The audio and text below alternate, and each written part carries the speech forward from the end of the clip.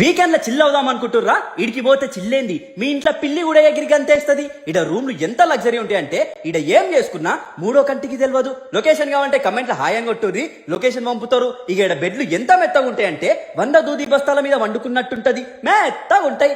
ఆహా అంటారు. మీ దోస్తు గాలకి ఫోన్ చేసి మామ తాగనికే రూమ్ ఉందా అనే కర్మ మీకు ఉండదు. మస్తు ప్రైవసీడా, ఎంతైనా తాగు ఊగు. ఫుడ్ మాత్రం 5 స్టార్ లెవెల్ టేస్ట్ ఉంటది. ఇడ చెఫ్లు టేస్ట్ కి తగ్గట్టు వచ్చిన కస్టమర్ కి రెస్పెక్ట్ ఇస్తారు. ఇంట్లో అమ్మ లెక్క చూసుకుంటారు. మీరు పెట్టిన ప్రతి రూపాయికి సాటిస్ఫై అవుతారు. ఇక్కడ సైక్లింగ్ కూడా ఉంటది, చిన్న పిల్లల నుంచి పెద్దోళ్ళ వరకు ఉంటాయి. పిల్లలు ఆడుకోనికే పెద్ద ప్లే జోన్ కూడా ఉంటది. ఏ రిసార్ట్ లా కనిపించని గేమ్స్ ఉంటాయి.